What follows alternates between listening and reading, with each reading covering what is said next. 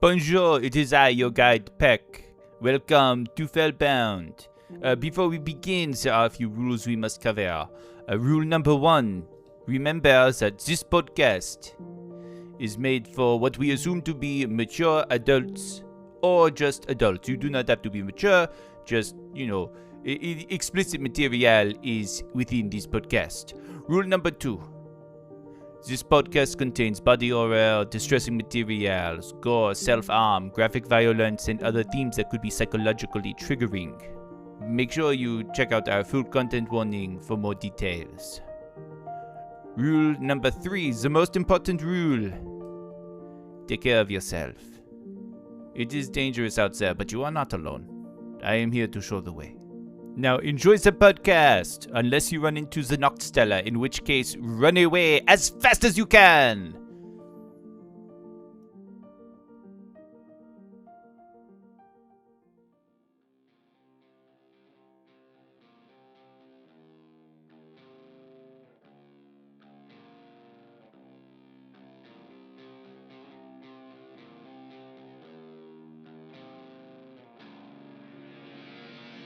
When last we left our dirge of delvers, they had found respite in the Hamlet.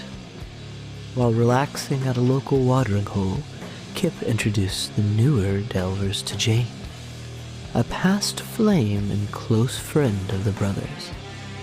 For Blis and Leanna, this was their first insights for what end-stage blood poisoning and sanguination looked like. With their own futures put on display, the group must now come to grips with their newfound reality and rally to one another. At least, if they ever hope to exist in this world. Welcome back to Driftmore, lads and lasses. Do mind the smog.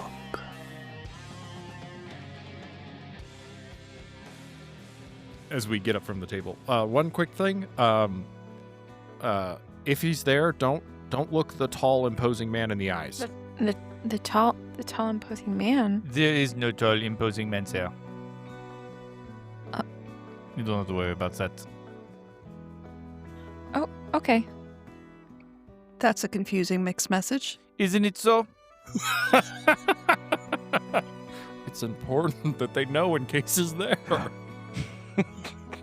Okay, Kipper. We have known these people for years. When?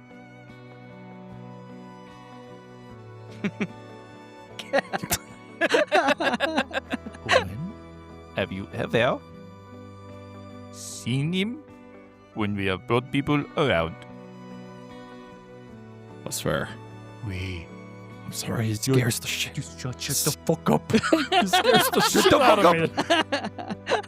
Oh my god. It is tiered. What you have to not say. And you have no filter. Have you considered just trusting us? I feel like that would save you quite a lot of stress in this partnership. Trust me, it would. We are on day 1. Not even fully. Honestly, it will come, but we are just not there yet. At least I'm not, Kipper. I just don't want to lose anymore. I think They need to know these things, but I agree. In time. I think the openness creates more trust because I'm actually trusting Kipper a little more because he was so forthcoming and sharing. Congratulations. We might all die later. I don't know. It kind of seems You know like what? We might. And then we take it all to our graves. All right, you guys get up and make your way out. You should reread the document John sent us. I feel like it would be beneficial. I don't know why I write these things sometimes. I don't mean either. It is a mystery to us all. Do you remember when I read it? I had like a 3-page fact sheet for absolutely nothing. All right. Oh, man. Sorry. All right. Can't help myself, apparently. So no, you just want to talk about the things you know. You're excited. I get it. I do want to talk about things I know. I know. You're just excited. Okay. You make your Blis way. makes a mental note to get Kipper drunk. Smart move, honestly. Just get Davis. Very, very, very easy. Same smart thing. Move. So, you make your way through the streets of the city. The sun, while unable to be seen even through the smog that has permeated out over the hamlet, it is beginning to get grayer, heading towards night. At which point, you're taking a bunch of back alleys, and you find yourself descending these cobblestone stairs to what looks like a dugout cave that is underneath the actual fishing hamlet. This might be sort of low tide dock. There you have very dimly lit passage with torches that are made of some sort of, looks like blubber or fat that is burning on these, giving off this warm orange light. As you're making your way down this sort of narrow pathway, there is this smell of, to be honest, a very pleasant earthy smell. You can almost, you have notes of like elderflower and jasmine and just a bunch of different sort of floral scents. And it's warm as opposed to the sort of cold above, or at least warmer. As you make your way further down, it opens up into this, like I said, low tide dock. And there's one large building in stilts that has a set of wooden walkways that leads to the shore. That's out a good distance. There is a dim light coming from the inside and smoke coming from the chimney, but it is an interesting prismatic purple that sort of cascades light from within. You can see the chateau moving back across the window, and there's a wooden sign that is put on the edge of the dock, like before you get onto the catwalks, that says, "Welcome to Potions, Poultices, and Paramours." And that's what you see. All right, so best behavior. Wasn't gonna be on bad behavior, but thank you. Don't worry, she is a peach. Nook, nook, nook, nook. No. So coded knock. It's one knock to tell new people, and then long pause, and then 4 knocks to tell that there's 4 of us. Okay. So you... As the door sort of shakes, and you hear a, what sounds like a ceramic bowl sort of hitting the ground, followed by a, fuck. God damn it. Kip! You know I don't do that. Just open the fucking door, you weirdo. God damn it. You ruined my... I'm gonna have to start over. And you smell like roasted tomatoes and garlic. And you see this little bowl of soup that's on the floor as she is sort of like with a rag wiping it up. And it's covered, it looks like this book that is also on the floor, kind of half dyed red. Someday will come in handy. And all of you are greeted by the sight of what appears to be a very young woman, probably, well, not young, like 30s, kneeling on the floor, wearing what appears to be a pretty average sort of leather sort of, vest over a sort of billowing blouse, a worker's apron, some soft breeches with appears to be like utilitarian. She's not wearing a dress, right? Her hair is pulled back in this high red ponytail. She is like ginger. Freckles on her face, sort of pale white, green eyes, and just, you can tell that there's fire in her soul. just from how you look at her. She's definitely a fire sign. Yeah, buddy. Yeah. Yes, like that. A little less put together than that picture at the moment. But all around her, there are different poultices and beakers all boiling at different points. You can see machines and steam-powered machinations that are grinding. It truly is like a little shop of wonders. And there are shelves with different potions. There is what looks like almost a library behind her, of a wall of books from top to bottom, hundreds of tomes going across that you can tell are alchemy, what looks like natural sciences, the body, and so forth. And then there's a large door that leads to a back room that is also kind of backlit with a small window. As you enter, she hops up, looks at Kipp and Pack, and goes, "Damn it, Mud for Brains." And she comes over and just hugs you. And not even worrying about the slime, she kind of, I always forget this part. And she wipes herself off. Sorry Come here, about Pack. your dinner. Bring it in. We don't have to. Nope, we're gonna Do do we it. really do no, it? no. Come Oh. on. Come on. Very reluctant hug, as though Pack is not one for for softness. And she sort of pats you on the head. I know that was hard for you. Yeah. Ooh. Oh. Why, hello. These are new charges. Would you two care to introduce yourselves to our good friend Lenora? Oh, I'm Leanna, and that's all I got. And that's all you need. I'm pretty new. It's nice to meet you. It's nice to Leanna. meet you as well. I'm Blis. I might be tipsy. It is their birthdays. I know we normally don't bring you people on their birthday, but Well, you usually bring them around their birthdays. Maybe not their exact birthday. Well, it's a pleasure to meet you, Bliss. Slightly tipsy. Wow. First of all, I'm sorry. Let me start with that. I'm glad you're here, though. And let's try to make this a little better. Come with me. You guys, come with me. You two, peruse the shop, please. Which is a nice way of saying fuck off, Kipp. Wow. look, you are a good chef. Just start on the new process. She's Oh, yeah, I'll make you a new she's soup. fun. She sort of takes you back away from them and opens the door to the back room. Please, follow me. And you guys know this is quite common. When she first meets new Delvers, she gives them the spiel, for lack of a better word, and she likes to do that in private.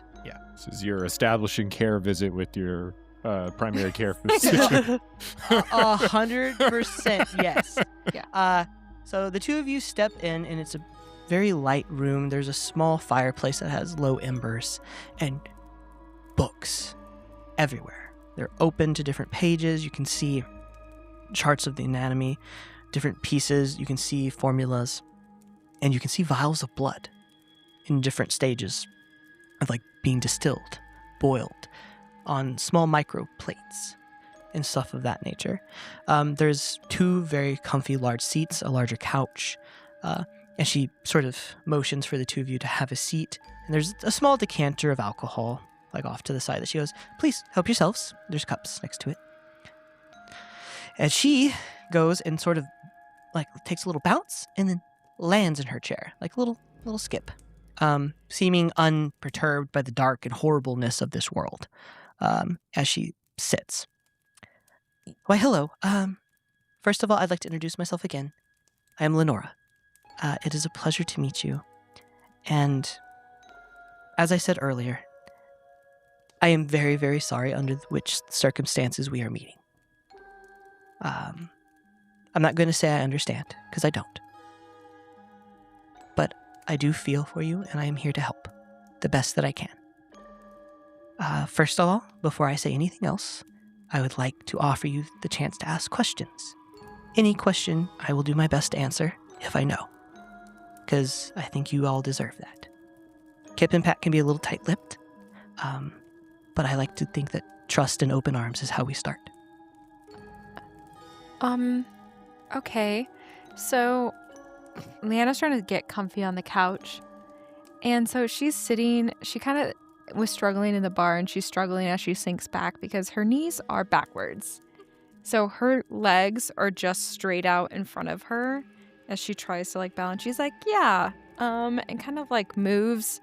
I guess I do have a few questions. Does the leg thing get easier? 1. And 2, do we ever remember things, or do we like not ever remember things? Well, it gets easier in that you get used to it. And you'll be able to move and sort of interact as you would as if they were your own legs eventually. Yes. Now they come with their own set of problems and their own advantages. As anyone who has the legs or the anatomy of an animal that has been given to them, you'll be able to jump farther. You'll be more sure-footed on certain things. But it will get easier. Now, unfortunately, the world is not built for people like you.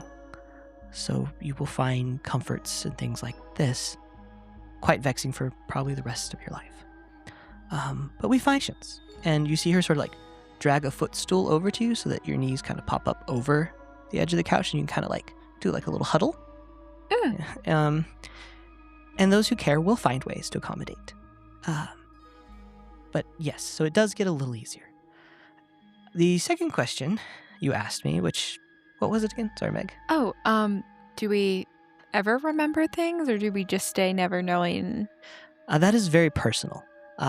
Each person's mind and memory comes and goes at a different rate. I have met people who never remember, and people who have it all come back at once, and it drives them crazy. Because they can't tell which memories are actually happening and what's happening outside the mind. So it's hard to tell. It really depends how much work happens to you, and then what happens with the blood that you ingest, that you will need to keep yourself functioning. Oh, okay, thanks. Sure. Bliss, do you have any questions before I start? You can also wait till the end.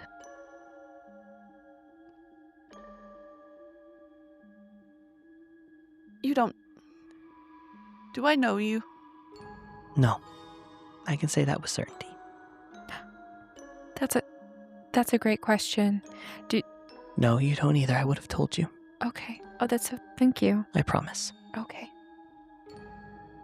Did I know I was going to lose all of my memory? When this happened? Well, let us begin with how delvers are selected. How about that? Delvers are usually selected in one of 2 ways. 1, you are someone who owed a tremendous debt and signed themselves over. Either to the clergy, to the highborn, to someone in the city. Or you were someone who needed a vast amount of money to help someone they loved. And the memories, they were something you knew you would lose.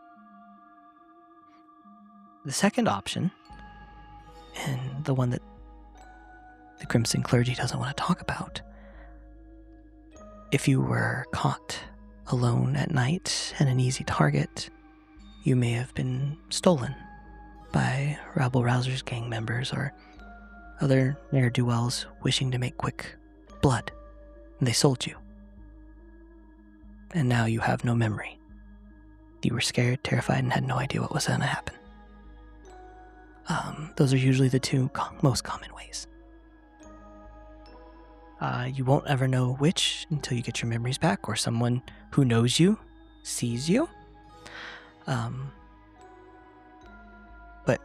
I can say with fair certainty that there's a high likelihood one of those 2 is your story.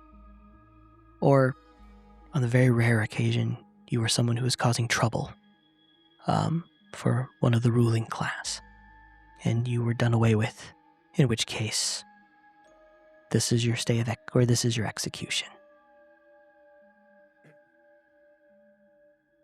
That make sense? I think so. Do people like ever have like lives after? Like if we delve for a while and then we can get a little bit of blood, do people ever like have families or find happiness, or is this just Yes. okay? Yes. That's good. It's hard. It takes time. While Dr. Meredith, and he doesn't deserve the term doctor, but he is the best at purifying and cleansing the blood. He has done it more, he has had more access to it. But there are those of us, well, there is me, who have learned enough to keep people stable. The problem is the amount of blood needed for me is almost triple what he would need. And the rate that you would have to go into the Varton to find it, right now you would die trying. So usually what people do is they stay on long enough with Meredith to save enough blood on their own to last them the rest of what would be their, at least an amount of years that they want to live. And then they use me to take that blood and give them freedom, or at least a shot at it.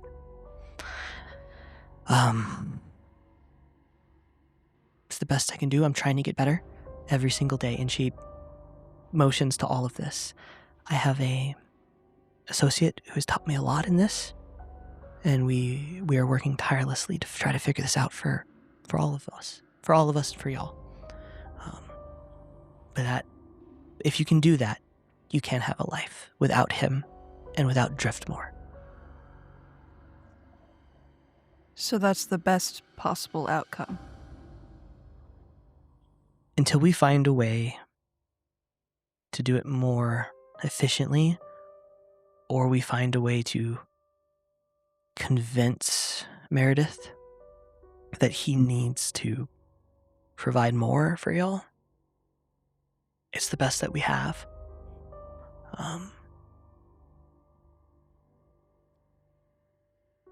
Okay, well, that's enlightening. What would you, I guess, like, what would you need to, like, find out how to do it better? Like, would you need Dr. Meredith's notes or something like that, or?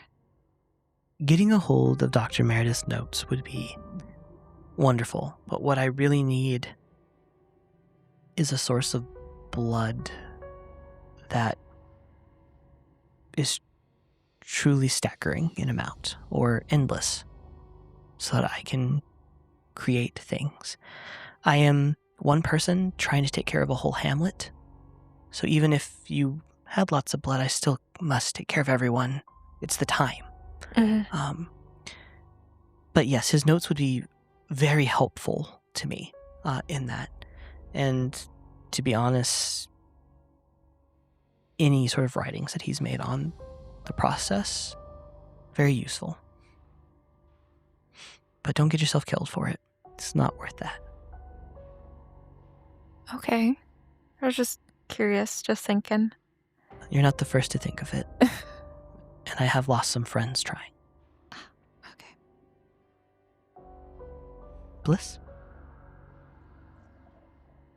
Blis has been standing in the corner near the decanter, just like very stiffly, not touching anything. And her fingers are kind of twitching on the hand that she cut earlier for the fight. And she just shakes her head and sort of lifts her shoulders, like basically saying, "Go ahead with your spiel. Okay. Everyone else has." All right.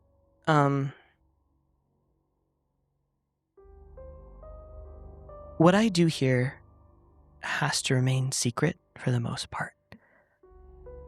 I tell the Delvers, and I help everyone in this hamlet, but not all of them know that I'm the one helping. Now, I tell the Delvers because you are my only real source of blood.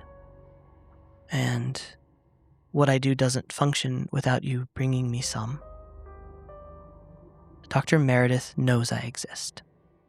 And if he were to ever find out about me or where I am, I would disappear very quickly. And any hope that we have here of a normal life sort of fades with me. My work, I've saved it, I've written it down. But very few down here have that sort of ability. So I must beg you to please keep my secret. If not for yourselves, then for everyone else. The reward for my location is truly staggering, but it is not real. Those who have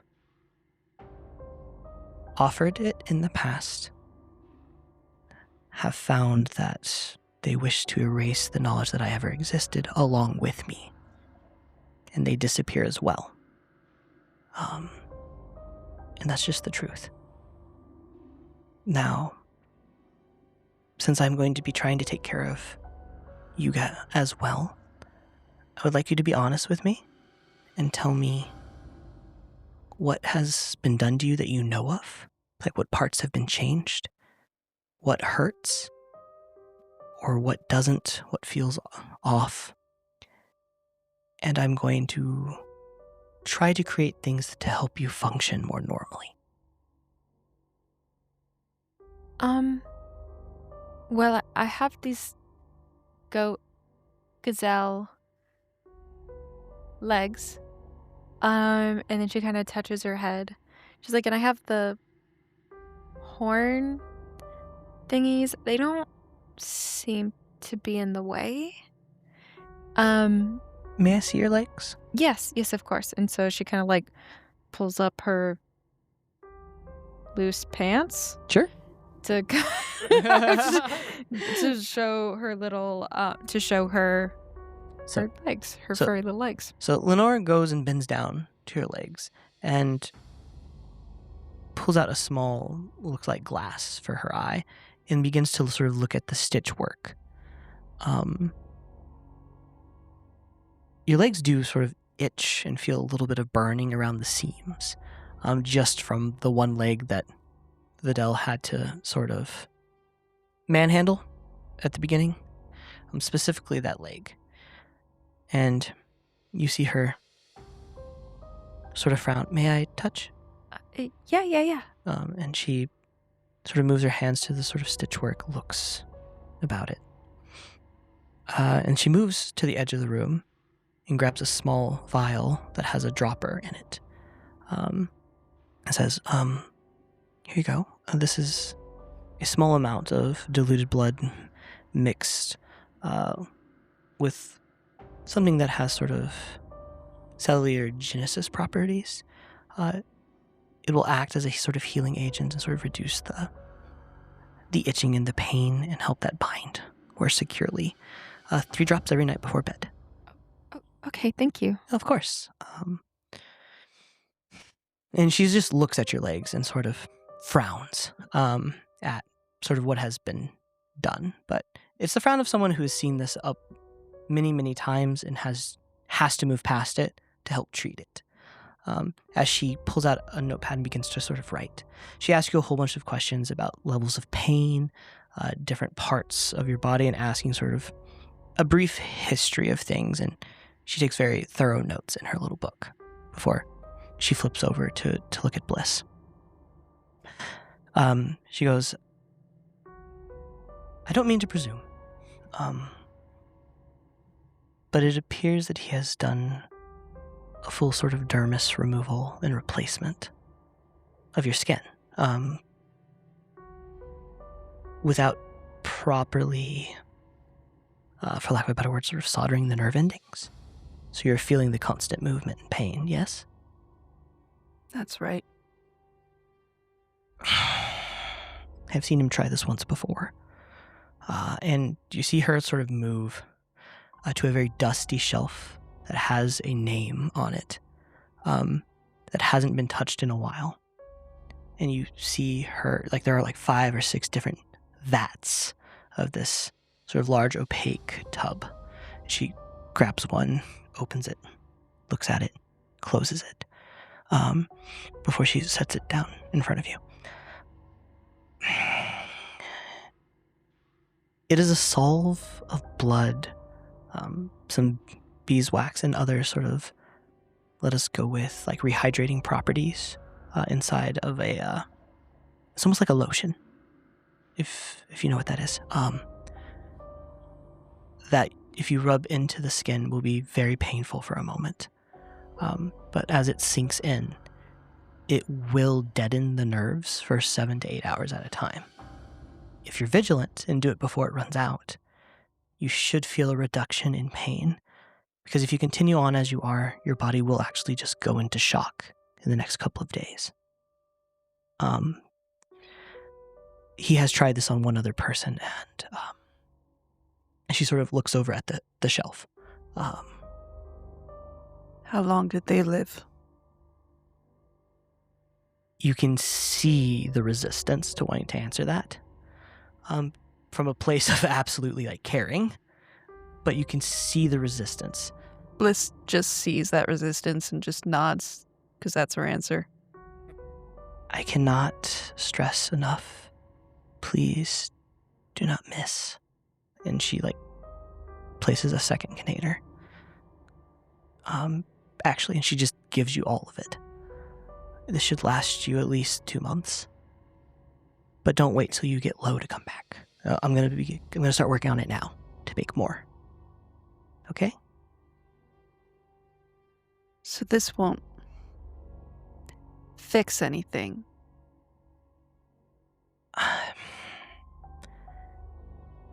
It doesn't fix it, but it buys us time. And with enough time, I'm hoping I can fix it. Got it.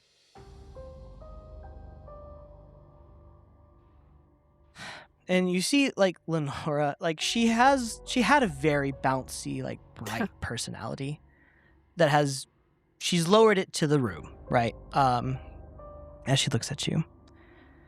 Look. I wish I could do more. I really do. I am working on it, and I promise if I figure anything out, all of you will be the first to know. The best thing you can do for me is if you can get a hold of those notes, that's wonderful, but I need blood to work and to help everyone.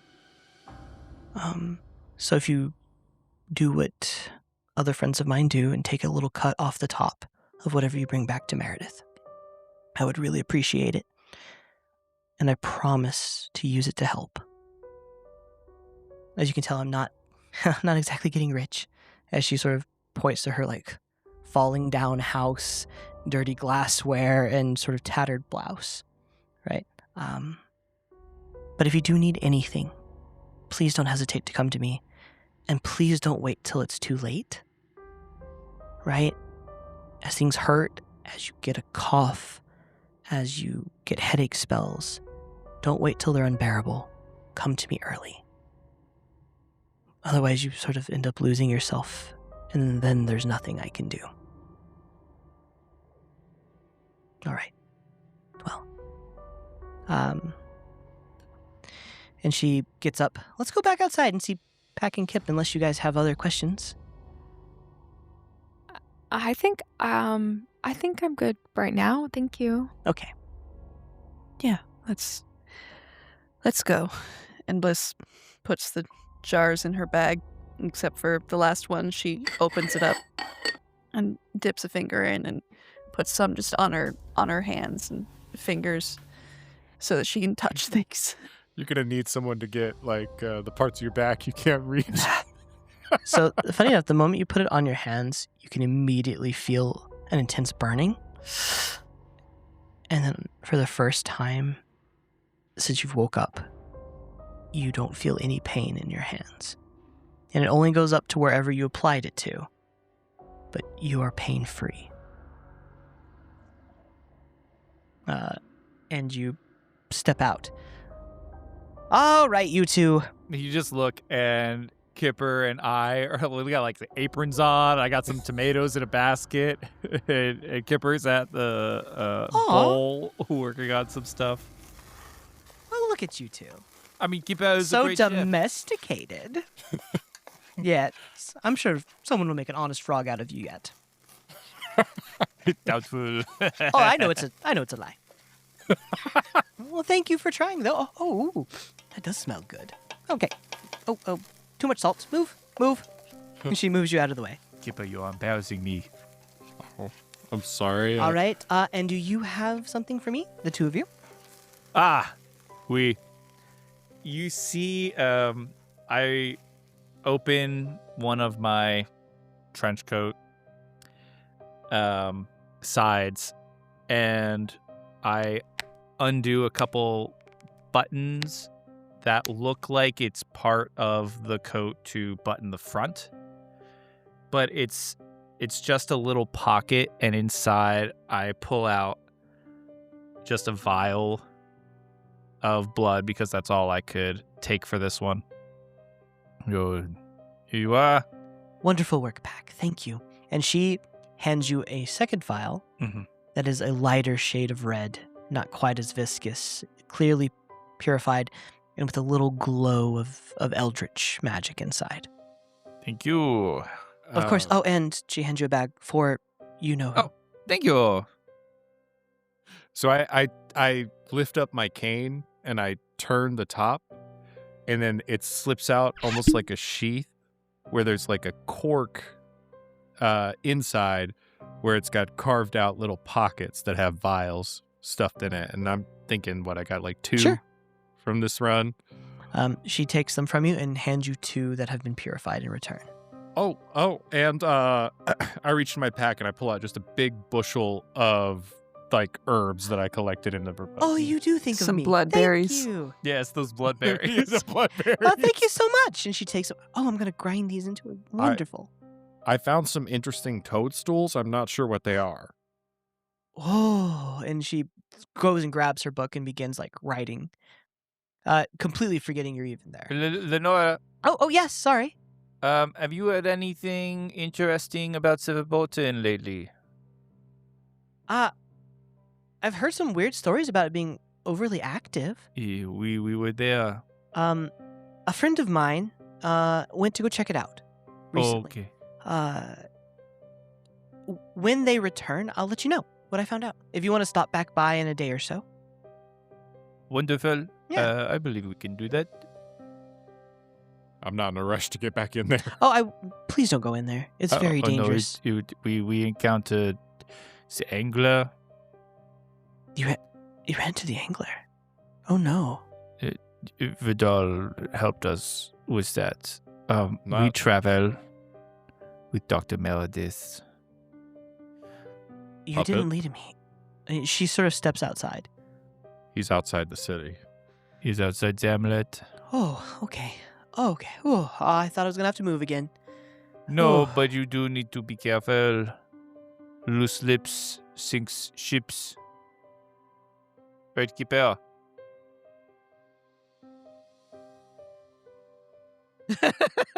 Thankfully, you only dropped your name once. To I- Vidal? It's very easy to forget he's there. He's like 4 feet tall. Oh no. Okay, I mean, Did you not just know my you were in just my Hamlet? name. Just your name, just your first name. He has no idea where you are, and I'm pretty sure we can gaslight him into thinking we didn't actually say it. Okay. Or we can just kill him. I'm more for the gaslighting than the killing. Yeah, I Tonight- would like to remind you that he also is a victim. So maybe we don't do that. I'd like to help him someday. You're such a sweet soul. Oh, Anyway, this wasn't a choice any of y'all made. I thought it was pertinent for you to be aware. No, I appreciate that. I will be a lookout. And to be honest, I might start packing, preparing for a move. You know what? I've gotten a little too comfortable here. And she looks You know, sad. It is. I mean, look, it is very nice, but you are correct. You stay in a place too long. It has been about a year, no? A little bit more, but A little yeah. bit more. Yeah, stop back by on your way out of town. I need to discuss something with my friend. If I could, it might be worth mentioning to your friend the angler. Always a cunning beast. But this was different. It almost seemed to set a trap for us on our exit. Not simply try to lure us in, but it was like it was watching our movements and prepared an ambush. When we were in a dire time. It felt different. Felt very different. That is troubling. I'm going to ask him. I'm going to ask him. Oui. Okay. Well, again, pleasure meeting all of you. I need to get back to work. I have another unfortunate set of things I need to finish for some friends. Well, I wish you guys the best of luck. Stay safe. Can you see Jane? I'm going to visit her later today. She's having her spells, right? Yeah. On your way back through, we should talk about Jane. And she like very knowing sort of face, you can give this to her on the way, by the way, if you won't mind. Small, just brown baggie. Of course. Thank Okay. you. All right, take care, you guys. And this time, a more sort of somber hug, leaving. She doesn't force you to hug her, Yeah, of course. but she sort of just like a nod. Take care of them. I enjoy it. This is probably the only human contact I ever get. We will. Leanna would also like to hug Lenora because she sees everyone else is hugging her, and that feels right in the moment. So you hug her, and I want you to roll me instinct real fast. Oh, not gonna have much, I'll be honest. Oh, I crit again. Double sixes. So as you hug her, there's a warmth and firmness to her hug, an inner sort of strength that sort of lifts your spirit. It's almost like a hug from someone familiar, right? Someone who truly cares, right? It's not like a little side hug. It's not like quickly trying to get you off of them, right? She lets you sort of linger there, and you sort of, for the first time, feel a little bit of wetness sort of down the edges of your face. She's about the same height as you, especially with like your new sort of like legs that have brought you down a little bit. And she embraces you so that you don't have to sort of look her in the face. And it's warm, it's inviting, it's comforting, it's just cathartic. You almost instinctively know that she's just a good soul. And the world would be better if there was more of her. And that's what you get with a crit. Good crit. And you also feel a slight tinge at the sort of edges of your periphery, a little fleck of light in her eyes. And you feel almost as if there's a bit of arcane in there somewhere. Okay. Well, I pull away from the hug. I'm like, okay, well, thanks. I'll see you around. And then she kind of like Hops away. hops away.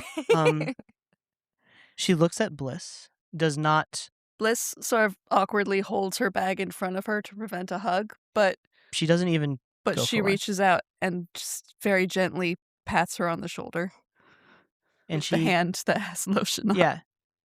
She takes the pat, smiles. Thank you. Of course. Take care of them, she says to you, Pack and Kipp. I want to see them again. Okay? Oui.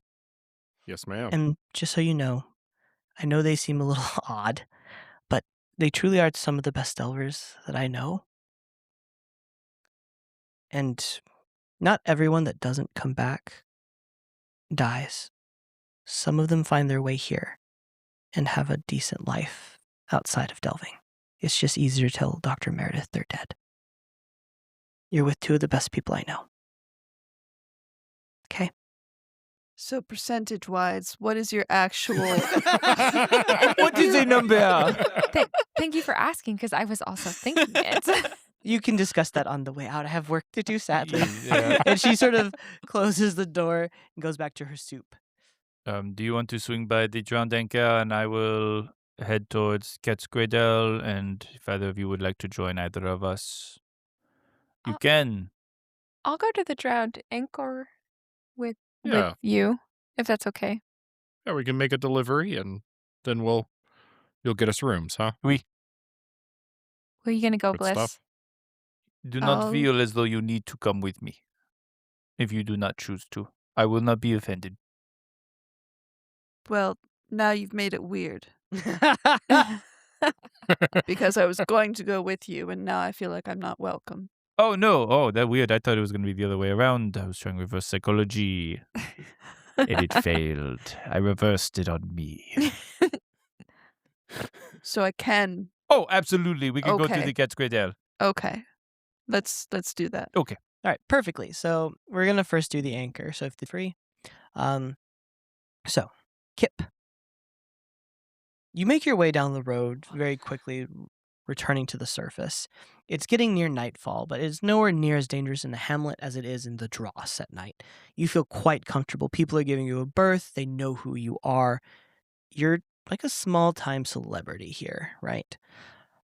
Kind of a big deal. I mean, truly, yes, here. As you make your ways down the streets, you find yourself back at the anchor, and there are more patrons about. You see that the sort of night help for Jane has arrived. There is a man, larger, sort of jaguar-esque in color. He has hands that are clawed and a long sort of tail, but the rest of him appears human. That is going around waiting tables and helping her as she's pouring drinks at the bar. You can see that she's moving more slowly than him, and he is doing, 90% of the work, but he's very friendly, very happy. She appears to be having conversations with people, and everyone is treating her quite well. You can see that she is loved as you guys get to the edge of the bar. Okay, well, as we're walking in, I do want to glance around, and if I see any potential troublemakers, because this feels like a potentially risky thing. Like people will try to steal stuff, right? Absolutely. And blood? Yeah. I mean, it's desperate, right? It's like literally stealing time for your life. Like, Right. There are a group in the back left of the tavern, sort of where the old man that was drinking when you first entered, that have taken up residence there, with tankards that are watching.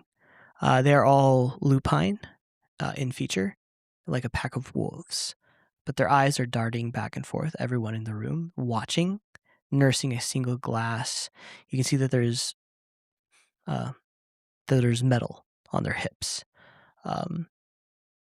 They are clearly troublemakers. You know them quite well. Not an inventive name or anything. They're just the Wolf Pack. Yeah. And they I was gonna guess. and they sort of run crime in the Hamlet. But they know better than to mess with certain people. And you don't believe they would move against you, but the moment you disappeared, maybe. If they see it. So as we walk up to the bar, I'm gonna whisper, Liana. Yeah. I'm gonna go and take Jane in the back really quick, help her with some of her inventory for the bar. I've got some herbs. Oh. I need you to stay out here and make sure no one comes back. Do you want me to do like a little distraction? I love how Davis is afraid of what that is. You know what?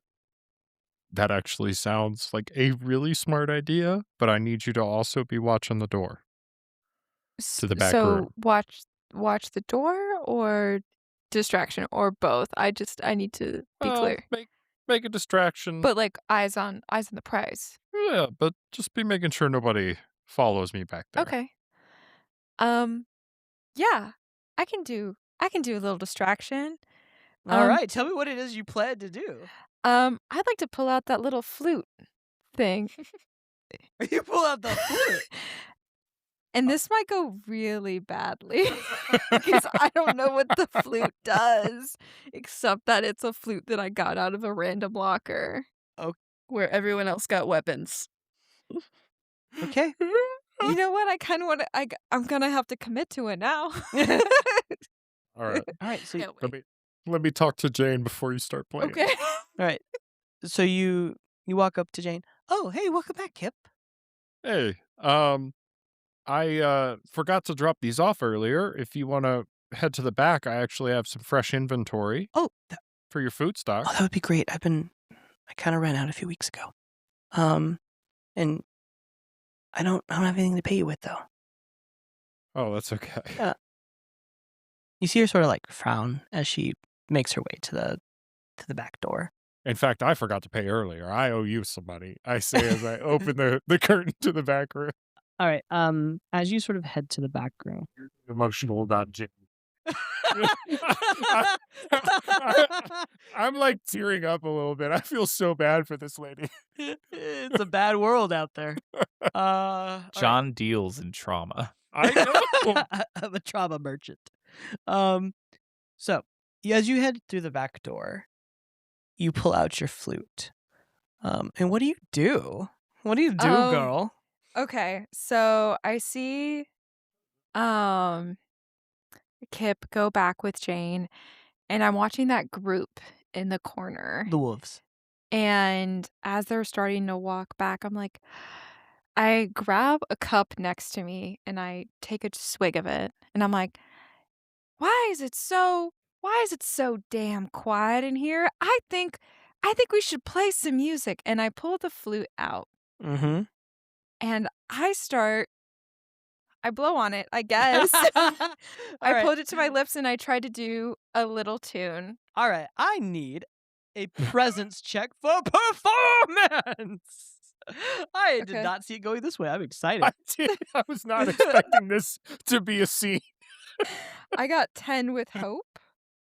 10 with hope. All right. So, you begin to play on your flute. And as you begin to play, there is almost an ethereal harmony to the notes. When you expect it to be loud, it is soft. When you expect it to sort of rise and drop with pitch in the moving of your fingers, it sort of glides and slides into notes. Almost as if it is unworldly. It becomes a quite haunting melody. And you watch as those around you begin to grow sort of uneasy. And you can see sort of black rims beginning to appear at the edge of their eyes as their features are becoming fearful. You recognize quickly what is happening and quickly pull the flute from your lips. As a few of the smaller, more, let us go with, vermin-esque patrons that have like mice ears and claws and rat tails had begun to stand and move towards you. Very Pied Piper-esque. Interesting. The wolves, on the other hand, you can see pain in their eyes as they are covering their ears at a sound that you could not hear. They look agitated, but you have a moment to react before they do. I'd like to use... So that's a failure with hope. Oh, I failed with hope. Yeah. What happens if I want to use a hope? Can I use a hope now? Or You can use a hope to augment a roll of some sort, or use an ability. When you use a hope to add to a roll, you roll a d6 and add to it. Is that right? Yes. It depends if you have experience or not, right? If you don't have experience, you get the experience. But if you do, then you add d6. Gotcha. Okay. It's like a tiered system. Okay. Granted, this is like day 3 of me trying to remember the book. Okay. We're doing a good job. You're doing a good job. She begs. She begs. I guess I want to do something with presence. I'm gonna try to charm. Can I or no? I just have a moment to react. You have a moment to react. I mean, they're getting closer. If you want to try and say something to them that is charming, you can once they arrive. I might die right now. No, I'm okay. It's gonna be fine. Okay, so I think I'm a goat too. They're wolves. I see them approaching and I stop and I'm like, I'm so sorry. I think I messed up that tune. I was trying to make things more lively and Damn so right you did. welcoming. Who the fuck are you? Oh, I'm with Kipp and Pack. I'm a Delver. I'm so sorry. I saw you guys and you seem so cool. And You see two of them beginning to sort of pace to the side of you. and I was just really trying to be friendly. What's your name? Leanna? Leanna. How long you been a Delver? Leanna. Well, today was my birthday, so... So you're fresh on the blood. As they sort of beginning to sort of like pace. Oh, I don't quite know what that means. But yeah, I'm pretty new. Okay, this interaction is going poorly. Would you like to roll a charm Yeah, to I try would like to try to change the directory the directory of this? Woof. Oh wait, I critted. What? I got double twos. Holy crap. That's like Jesus. 4 times today. 3. 3 times. Sorry. But it's been a different pair of numbers That this is time. true. So we know she's not cheating. I Also, we're right in front of them and can see the dice. Uh-huh. critted. So what do I say? Great question. Thanks for asking, John. I was gonna ask that. What do you say that somehow moves this in a positive direction?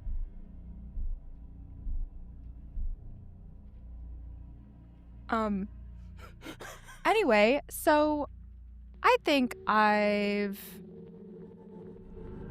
maybe overstayed my welcome and I should probably go, but thank you so much. This was great. I don't want to do anything that would upset you in any way, and I already have. So I would like to give you my... So as you're sort of saying that, you feel yourself beginning to sort of like back away, and you hit like a body, and you can smell fur and wet dog. I don't think you're going anywhere. You sort of hear like in your ear. At which point, from behind you, you feel like a clawed hand on your shoulder. And almost faster than you can perceive, you hear a snap. And then that pressure in that hand is gone. And there's a yelp from behind you. And as you turn, there is no one there. And the other two are kind of... The fuck, where's Benny? And then there's as it begins to rain outside.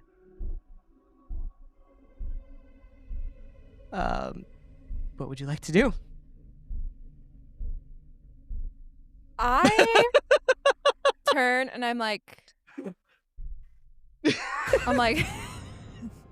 I turn and I say, I didn't want this to happen.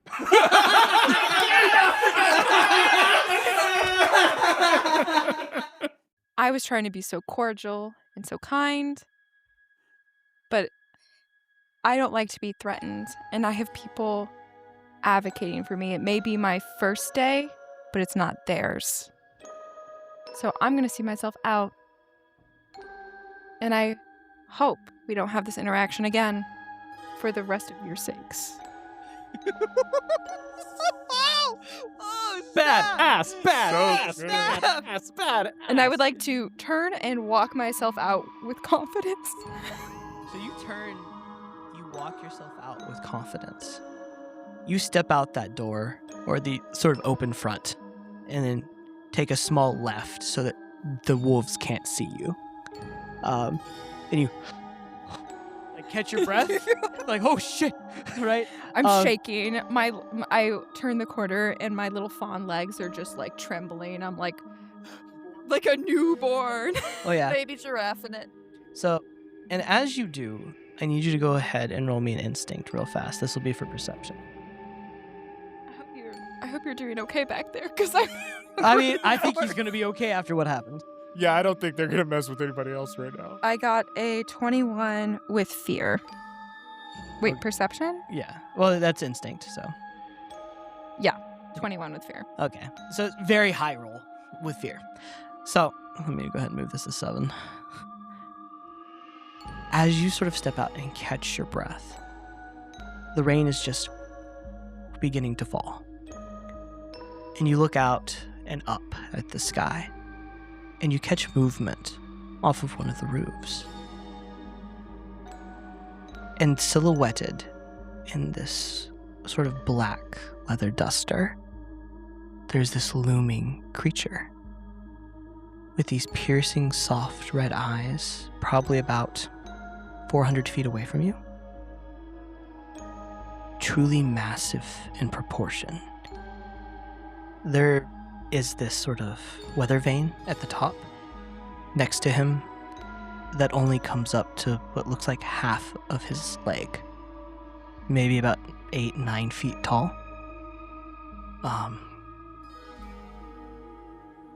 And he's standing there, or like leaning over it, almost like a gargoyle, right? And dangling underneath on the flagpole is a half-man, half-wolf, head skewered through it, hanging by like bits of skull and bone.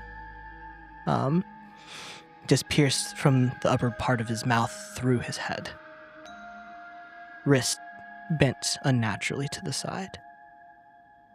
And as the lightning sort of flashes, it's gone. And that's what you see.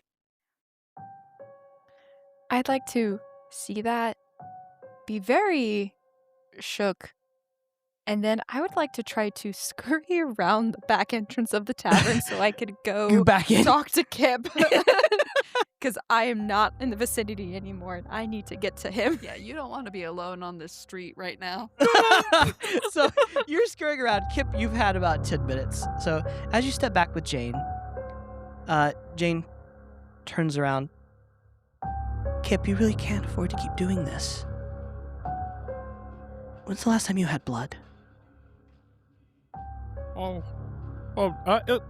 It's fine. I've been feeling pretty on top of it. All right, I need you to either roll me charm or deception,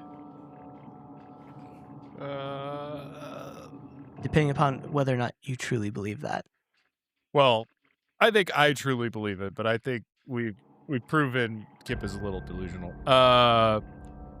So that is a 16 minus 1 fear. But let me ask you this, because this feels a little bit like my underground trader experience. Because when I deal with people in exchanges illicitly, I have advantage. So you tell me. This is more. I think this may not apply because I'm more lying. Yeah, you're more right? you're more lying to someone who cares, not making a trade to like get Not more making money. barter. Right? Okay. Okay, so Not 16. swindling anybody. So Sorry, it's Swindling a yourself. 16 minus 1, so it's a 15 fear. 15 fear. You see that she sort of backs off of the point, but it's a knowing look of someone who is also in peril, right? You can see... I know I'm not in the best way. I know I probably needed a little more. But you have so much better of a chance of making it. It's getting foggier all the time, Kip.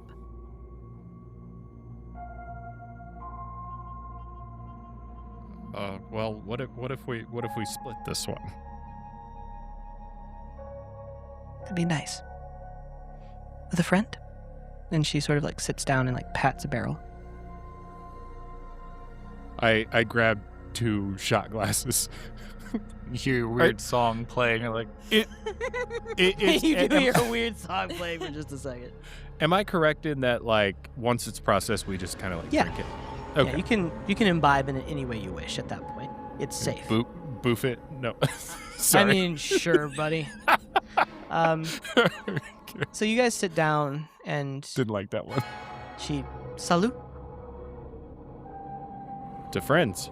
to friends. And she takes it. And you see color sort of return to her face just a little bit. Kip, we both know I don't have a whole lot of time.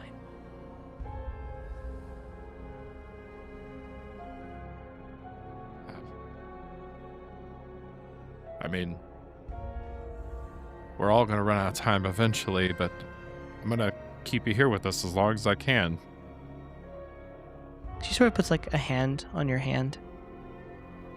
It's really sweet of you. I wouldn't have made it this far without you. Without both of you.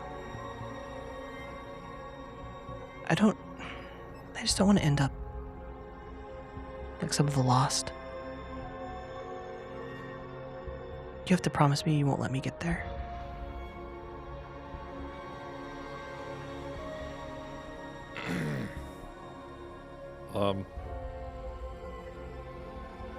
Yeah. Okay.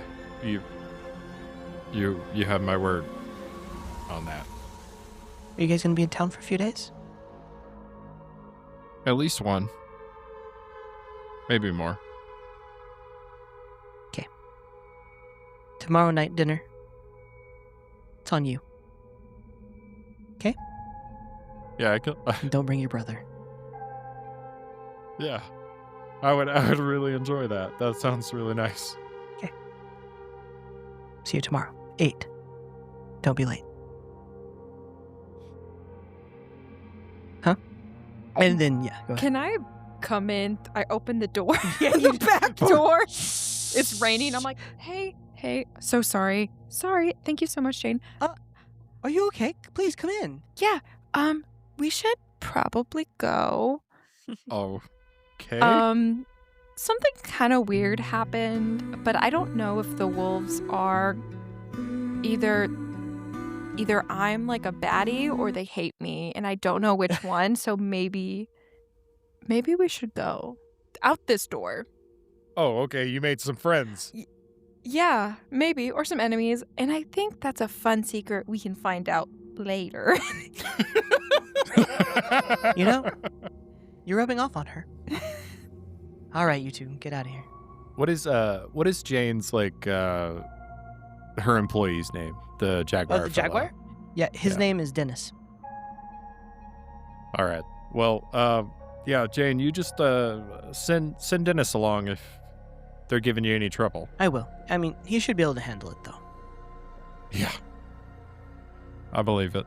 All right, well, see you tomorrow. Thanks. Bye. Thanks, Jane.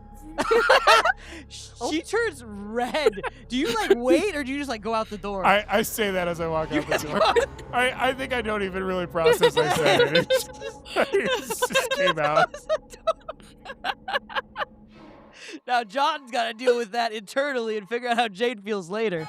All right, so we go ahead and we move back to the cat's cradle. The two of you are walking. It is gray. It hasn't started raining yet, but you can tell it's coming. You can feel a little ache in your bones. Yeah, so obviously Jane and Kipper, they've had an on-again, off-again thing for a while now. That makes a lot of sense, actually.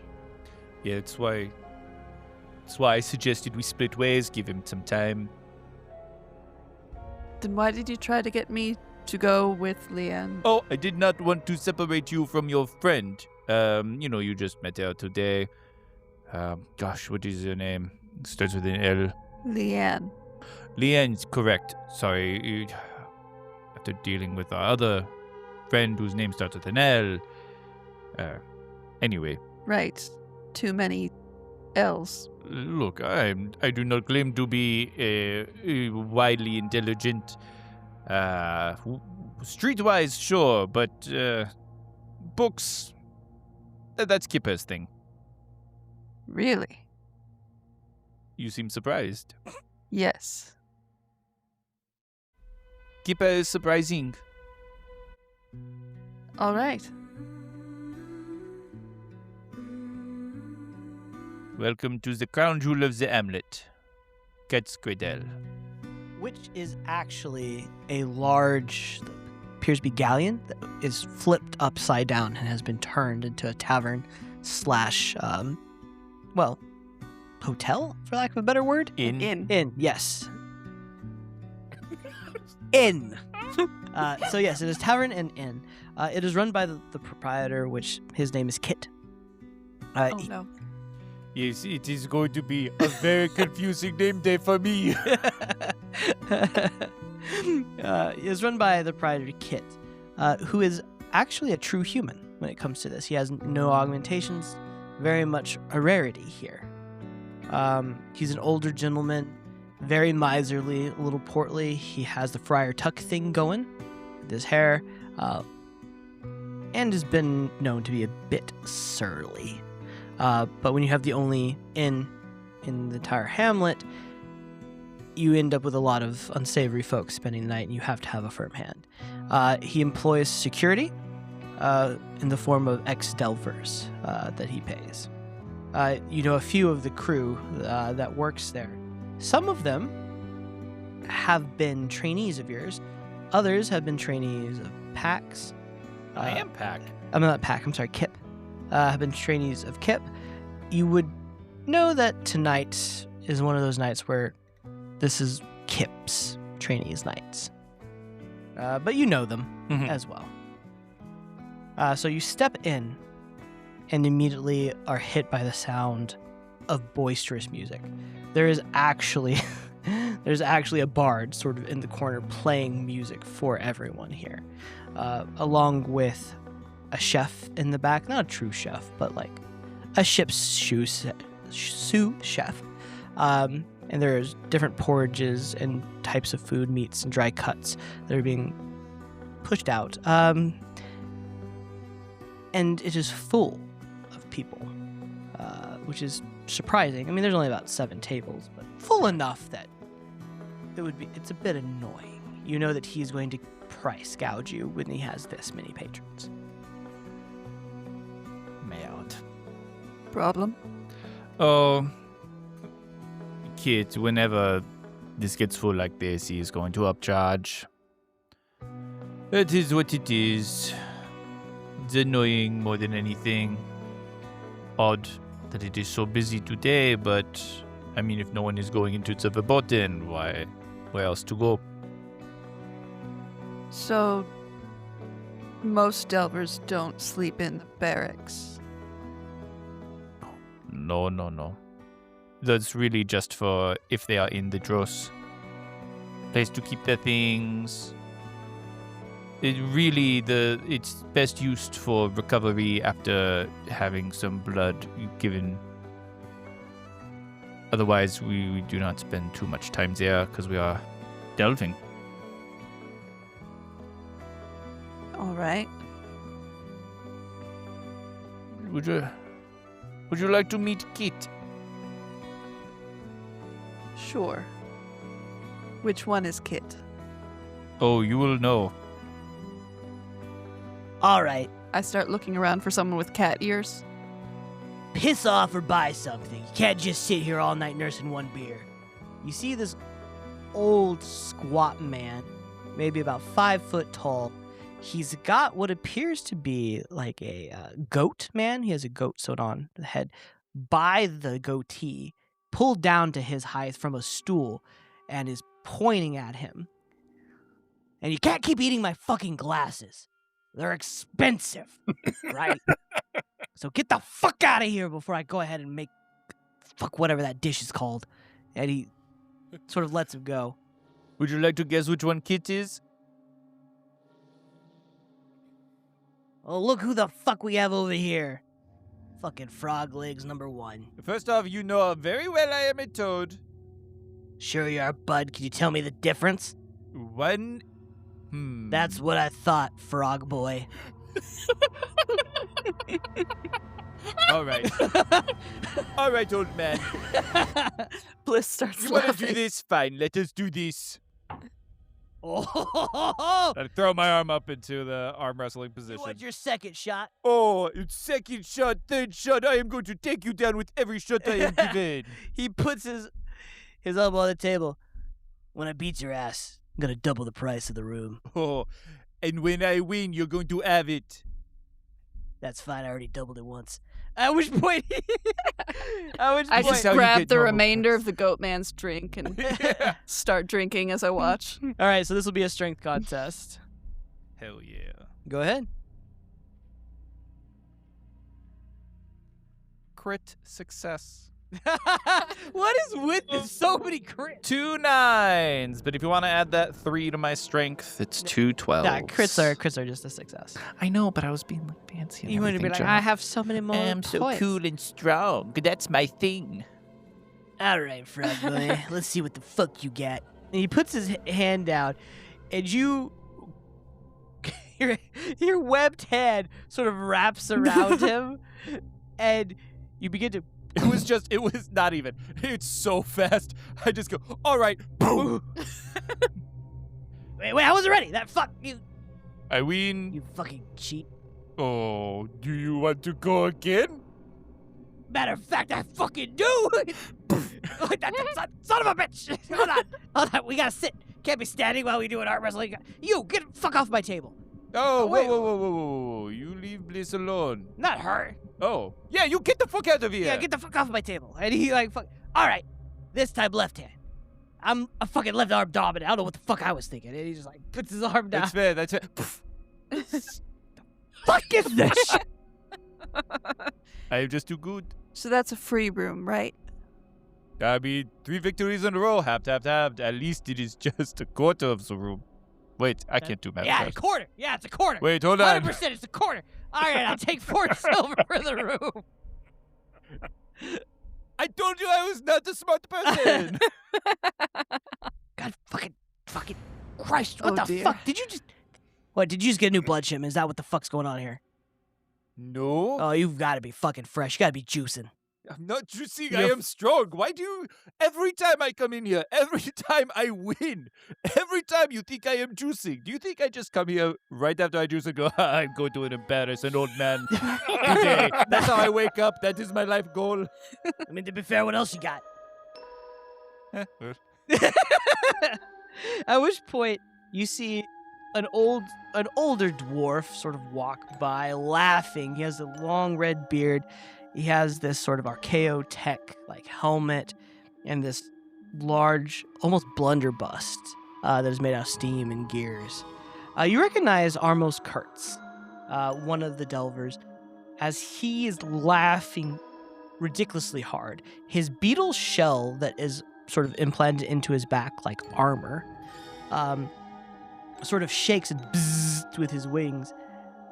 Oh, is kid upset that he got his ass kicked by an amphibian? Again and again and again, almost. What is that, over 27? 27, please. More like 100. Hey, you fuck, you wouldn't do any better. Well, that's because I'm smart enough to know not to try, asshole. What the fuck do you think I'm gonna out arm wrestle him? I use guns. Also, you're like 100. I'm 58. All right, well, look, I'll handle it. Walk away. He's won his room, right? Shoo. All right, you work for me. You remember that shit. Yeah, I just broke up the last fight. You can go relax, boss. As he sort of pushes Kid off. Hey, Kipper. Wrong. Hey, Pack. Hey. How you doing, Buzz? Doing well, almost. How are you? Dude, this gig is boring as fucking hell. I tried to go to the Verboten earlier, almost lost my fucking head. Oh, it is wild out there. We were there ourselves. Do you know what the fuck is going on? Not a clue. All the animals, they are out there in droves and hordes. Yeah. We ran into the angler. Dude, I didn't even get into the Verboten. You didn't get in? No, the angler was waiting at the entrance. See, now that is interesting because it let us in. But we had to make our way to let us out. I wonder if it was there or not. How long ago did you go? We went probably about 9-10 hours ago. Oh, a little bit before that. Because he was waiting at the entrance, like he had made the gate. Right? Yeah. Because we entered, but he met us at the exit. He's getting fucking smart, bro. I don't like it. I don't like it. Oh, I'm so sorry. Armos. And he sort of... He has like a weird bow. Bliss. Nice to meet you. Yeah. Yeah. Nice to meet you. New recruit? We? Got a good one. Pack here and Kip. Solid. Here, let me ask you this. You were with group number... What is it again? 15. 15. How many of you have died? Well, we were a group of 6. 2? And one was in an unfortunate accident. We. And how many of you have died? Oh. Yeah, we with quotations in the air. 3. Yeah. 3 of us have died. Matter of fact, if you want to see one of the dead ones, you can hoof your way down. I mean, you've already met Jane, right? Oui. Okay, well then, yeah. I did not tell them that Jane was one Oh, of the shit. trainees. My No, bad. it's My fine. bad, boss. It's fine. This is not a secret. It just did not come up. Have they met her? Yeah. Jane? No. Oh, we. Oh, so you know Lenore. Yes. Lenora. All right, cool. Well, nice to meet you, Bliss. Yeah, same. Why you give me that mug, that face?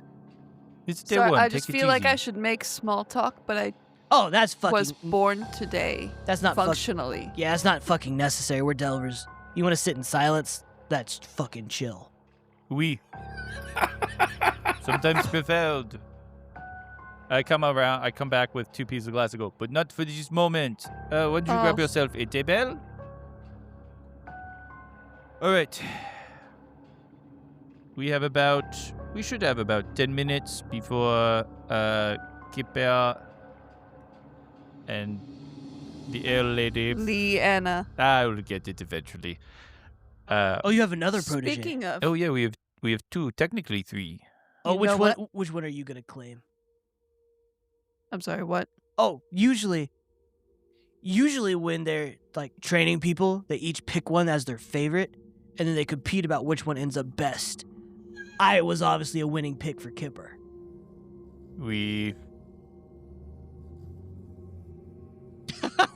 Leo Cards, you could be my favorite. I don't know. We have to understand what you are capable of. Honestly, if you are more magic based, Kipper should be the one to train you. But if you are more melee based, I should probably end up being your main trainer. Or you can say screw these guys. Come with me. Is that Or an you option? could say screw us and go with Amos. You I know mean, hell yeah, you can come with me. I've never had a trainee. that is why he's a barback. All right, fuck off. You know I'm security. Barback security, same thing. All right, asshole. You're gonna find fucking shells in your butt one day in the Verboten. You're gonna wonder what the fuck happened. That's right. You fucking heard me. I do not know how to respond to this. Armos. a wild threat. Armos is on the fucking case. I'm gonna be up fighting your ass. You Who know, up in there? This is not the first time he has made this threat and followed through. That's fucking right. And followed through. Oh, not on me, on some of the other trainees. Jonathan was one of them. You shot trainees in the ass. Only because they were a douche. Also, they survived. Also, I was shooting the thing next to him. I just got a little wild with it. Dig Cheney. He's alive and fine, We. mostly. He, He's got a little bit of a limp. what can I say? Anyway, be gone with you. All right, fuck off. I'm gonna go. I'm gonna find you. You wait. You're gonna be walking through the forebode. Oh, hunky dory. Oh, just my ass. what? Please don't And do you it walk- while I'm nearby. Don't worry, I won't. Thank you. All right. He walks away. He's polishing his blunderbuss like he's really walking. makes- He's it walking makes back backwards. so much sense why he was one of Kipper's favorites. It makes perfect sense. Was he like this and that's how he became Kipper's favorite? Oh. Or did becoming Kipper's favorite make him No, like this? no. He was very much like this from the get-go, and Kipper went, dibs. It fits. Kipper's a book guy, you say? We. I know, this is what I mean by Kipper being very surprising. Mm. You would be surprised at how intelligent he is. I'm gonna mark this spot real fast. Mainly because I got to the final line of that character description. Arbos is a gentle soul. I think you have to delete a line. No, like I think we're just gonna flop him and Hercule. no. Either way, Okay. but yeah, yeah. Make him the psychopath and make Hercule the gentle soul. I like that. That's so Anyway, we have about 10 minutes. You can ask me anything you want, and I will be 90% honest. Just like his mortality rate. All right. Do you remember anything? I don't. Unfortunately, I have not been blessed with memory. The only memories I have are the past 8 years. 8 fucking years. Oui. Which is unfortunately long for a Delver.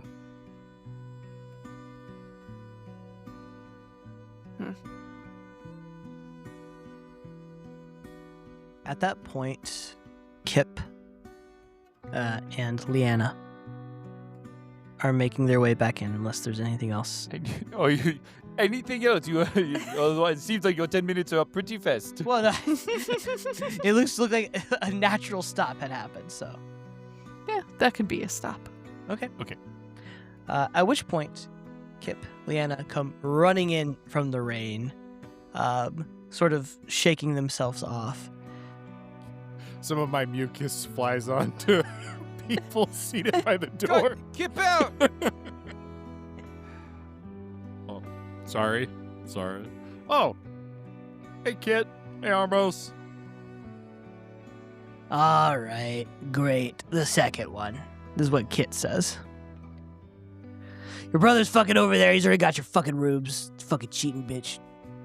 At a discount then. All right, smart ass. You want to go? He puts his he puts his arm on the table. Double or nothing. Kip out! I'm actually. What does he run you? You his little bitch.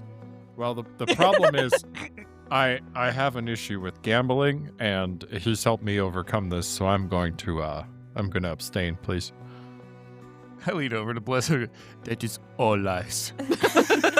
So you're a fucking coward. Or an addict is the term, but yeah. You can see he's just mean mugging you as you walk away from him. Hey, if you need any special ingredients for some of your chef back there, you give me a list.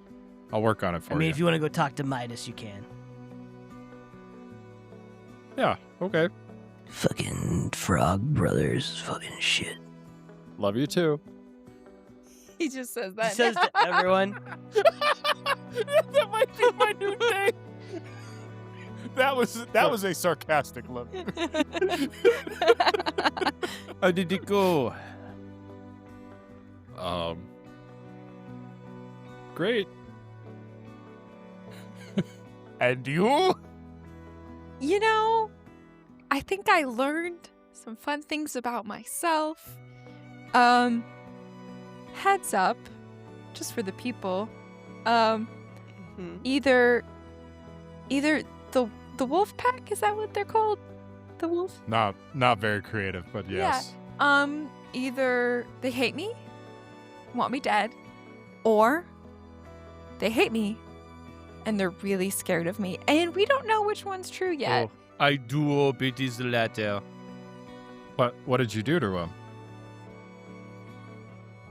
Well, I think if we took a walk, I mean, I didn't do anything. Oh, they just saw you and went, easy prey, and you went, no, no, no.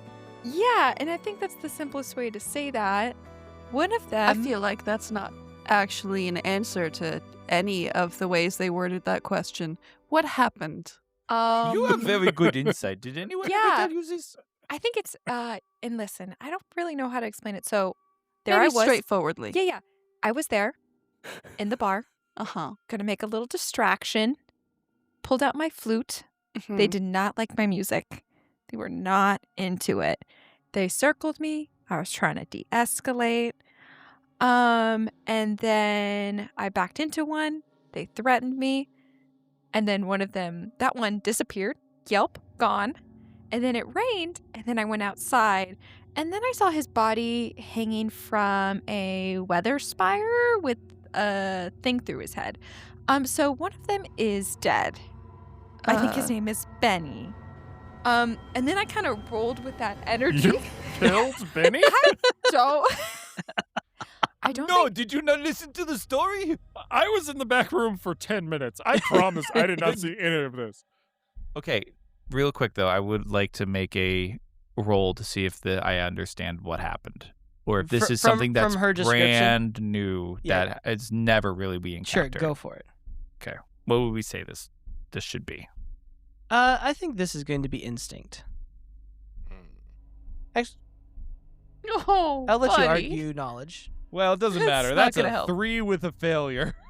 With instinct, it's a 5 with a failure. 5 with Fear, whatever. Fear, failure, hope, success. It's all new to me. All right, so I got nothing. It's okay. I can garner nothing from this story. you don't get anything from the story. I'm focused on Benny dead. He was the nicest one out of them all. And you know He what? threatened her. He really did. I think all he do. said something in just not a direct quote because I was in the moment. Said something of, I said, yeah, I'll leave. I'll get out of your hair. And he said something along the lines of, oh, I don't think you're going anywhere. And then claw on the shoulder, then snap, Benny's gone. And then I think Benny's corpse is hanging from atop of the building somewhere here in the Hamlet. That's a classic wolf pack move. They call it pack tactics, like they're creative. It's a weird jab. no, Kipper, this isn't a weird jab at you. That's not what I meant at all. It And was unintentional. So I kind of played on that energy to get out of there, and I'm like, yeah, I acted really tough. They seemed to kind of buy it, so we're gonna go with that. They were not impressed when I said I was with Pack and Kip, by the way. That did I don't nothing. believe that. I think that's the lie in the story. I said, What happened is Benny probably ran when he realized his friends were being stupid. And then what impaled happened is himself you on a weather left. vane. okay, yeah, thank Okay, you. that's a minor No, flaw. what in the happened, story. Kipper, is you left. You left. I will learn your name, I swear. Leanna. Leanna alone. You should get a name tag. I don't know. You left Leanna alone. Right after Lenora said, make sure nothing happens to any of them. Well, I had I business. know you had business, and I hope it went well. It did. We held hands. Well, yeah, that was something. So I don't really know what happened. But we could probably go look at the body if you're really interested. But they definitely hate me, either want me dead, very scared. All three could be true. Hey, I believe you. I don't have to see the body. Okay. I'm going to tell you, I wouldn't say they're pushovers by any means, but If you shove them, they will fall over. we're not worried about them, especially if they just lost one. Okay. Well. But if they give you any more... Yeah, I'll let you know. I think And the wolf pack walks through the door. At which point, the two remaining Wolfpack members do, in fact, walk through the door. One of them, far larger than the other, is known to you. His name is Lycus. He sits at about 6.5 feet hunched. He is probably 90% wolf. You can see fur everywhere.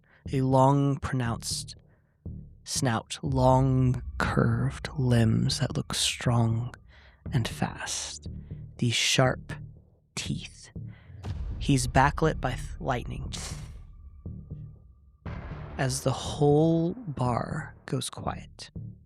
While the wolf pack is not really much of a threat to you, there is always one wolf that rises above the rest who is a threat. As he steps into the bar, you can hear him sniffing as his eyes glide around the room. So, as they walk in, I'm gonna pull my little protective medallion out and slide it across the table to Liana. she points to it and she's like to Yeah. take Put it on. put it on. Put it on. Okay, she grabs it and she puts it on. Shall we, Kipper? Yeah, we pushed our chairs back and stand up and down our drinks. Well. If it isn't Kipper and Pack.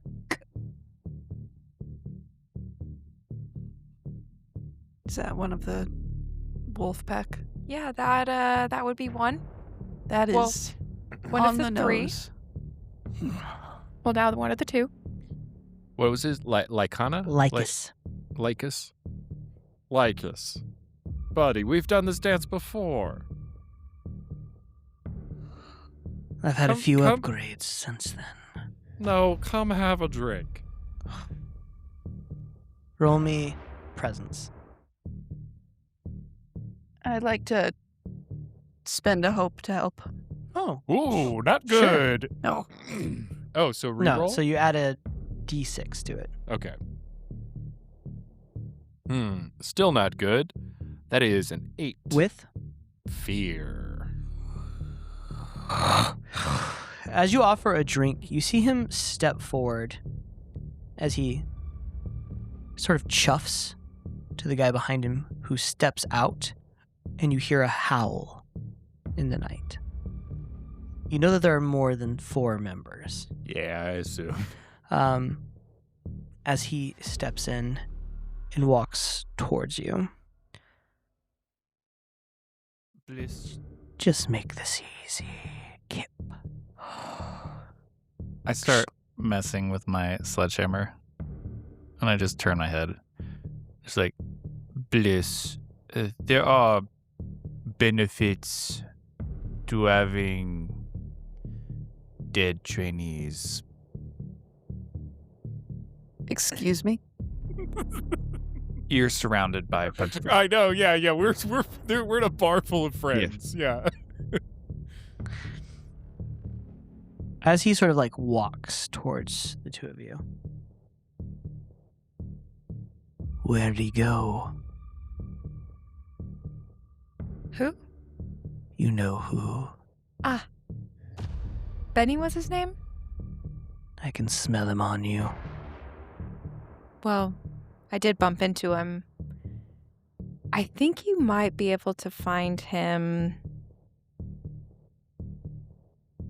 She's about to be coy, and I could feel it. Kind of in the center square. Maybe if you look up a little bit. He seemed under the weather. He seemed under the weather. While this is going on, I would love to do an insight check on Lycus. Sure, roll me insight.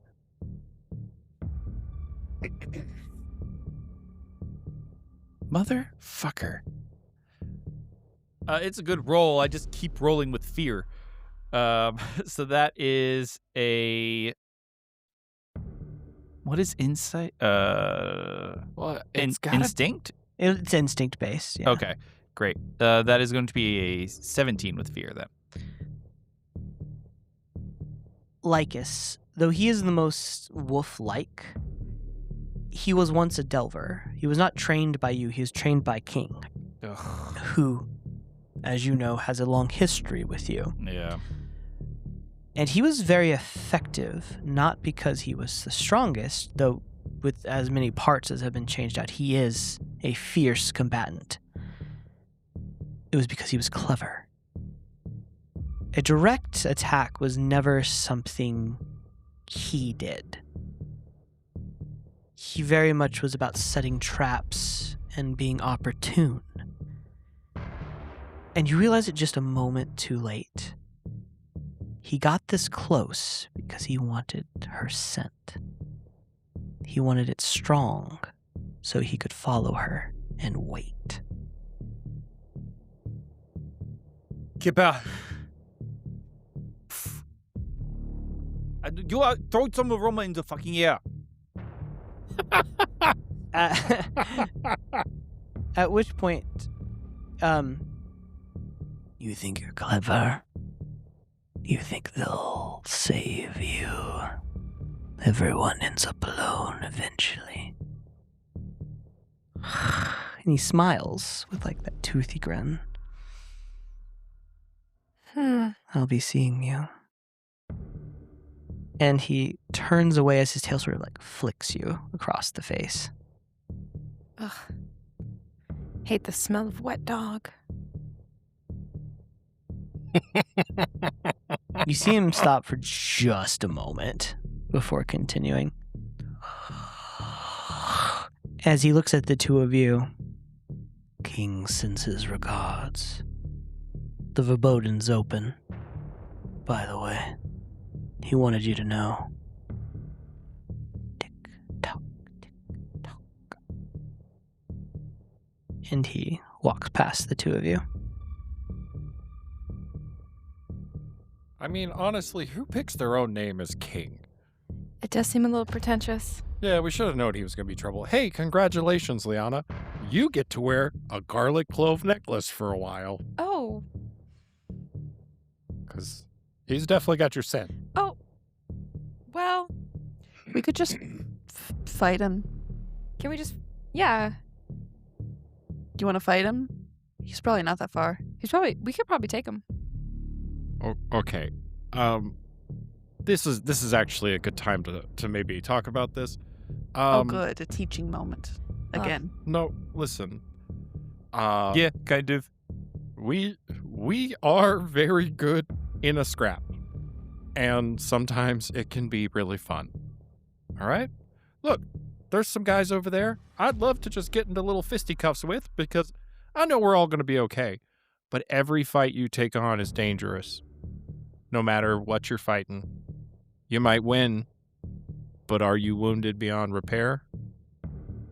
Will there be enough blood to heal you? You got to pick and choose. I have no doubt we would kill that guy. But I don't want to get hurt. I don't want you to get hurt, is what he means. That too. But also me. I have a date tomorrow. Okay, well, if you put it that way, of course. Also, the two of you sort of take it in for a moment. Yes, this is a violent place. But you do notice that there's not just open violence in the street. It's not like the Dross, right? there is more civility here. There is something that keeps this place under control, at peace. Something is the law here. And maybe it's not about what you're doing, it's about who starts it. And maybe you don't want to find out what the law is.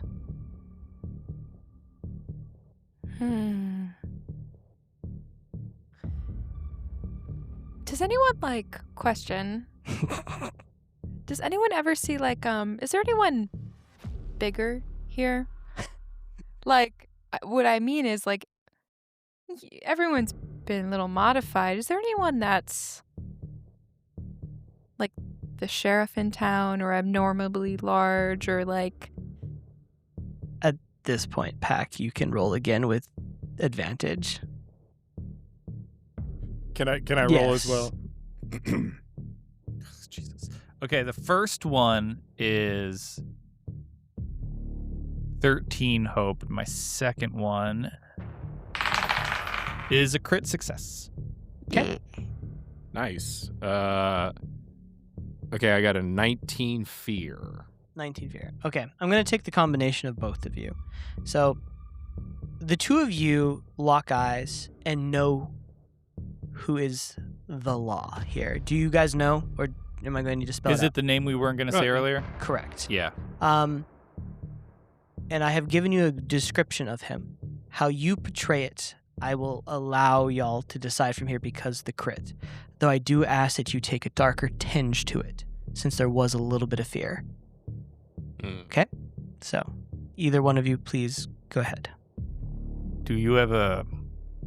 Well, you have not had the opportunity yet, but there are moments you'll encounter in life that causes a shiver up your spine, where you think maybe it is the dark, but the sun is out, but it is pitch black.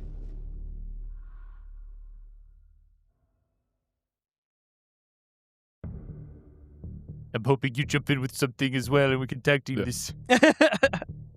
Just know that no matter how strong you are or how scary that guy in the bar is, there's always something stronger and scarier. There's a saying in the Hamlet.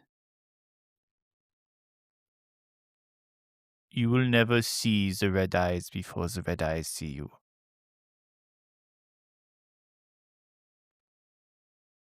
Right. I actually don't like to talk about this. Oh, okay. I think that's the thing Know what you mean? that got our wolf friend Benny. That actually makes a lot of sense. I was afraid you maybe had like some magic you didn't know about. Right, that's what but I was that- thinking. Oh. Maybe. Yeah, that makes a lot more I think- sense. I mean, I don't think I have any magic. Let me ask I think you it this. was Before that moment happened, was there this momentarily, maybe very brief sense of dread that popped up? in me or others. Both. Yes. It didn't matter. The answer was just yes. Yes. That would be the sheriff, as you put it. There are rules here.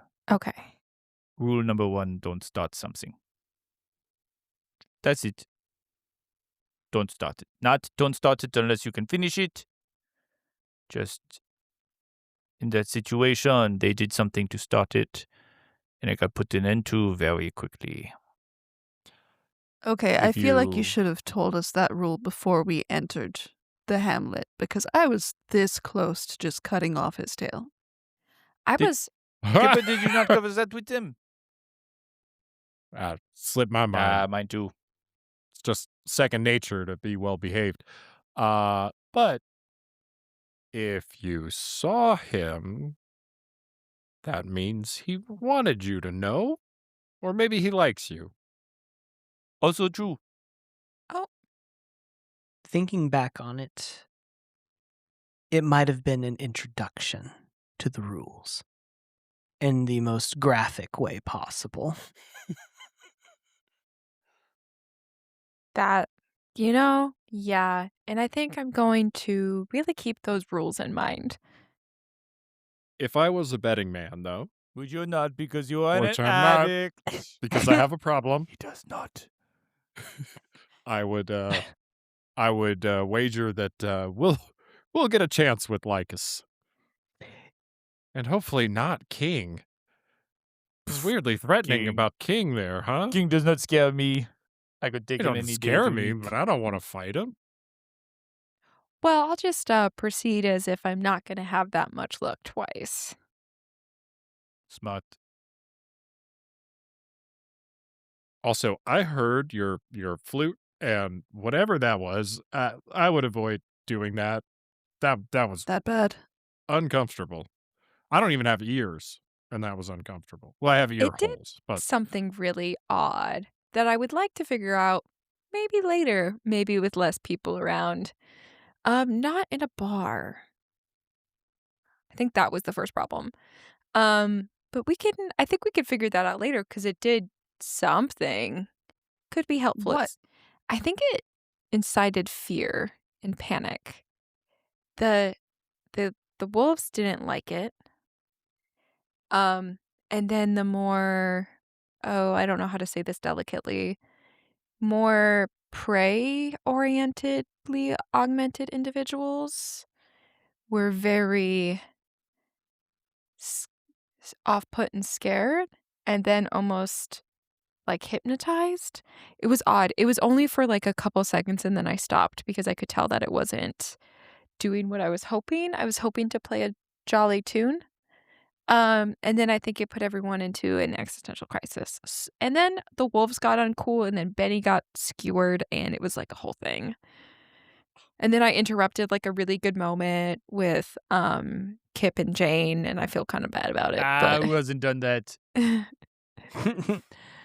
So, as you drink and eat, eventually fatigue hits you, and you all head up to your rooms to sleep, knowing that tomorrow you will have to descend to the Verboten now that it is clear, and procure your first set of blood. You can feel the itch in your legs. You can feel the cracking in the skin. And Kipp and Pack, you can feel that gnawing sort of hunger and need for it deep in your spine as your mind is getting cloudy. It's time to re-up. And it's time to go deeper and see if you can find what caused all that trouble. And maybe find that source that Leonora needs to truly wrest control from Dr. Meredith. Either way, we'll find out next time on Fellbound. And that's all we have for today. Thank you so much for listening. Please follow us on all our social media platforms like Blue Sky, Threads, Instagram, and YouTube. And remember, stay heroic out there, guys.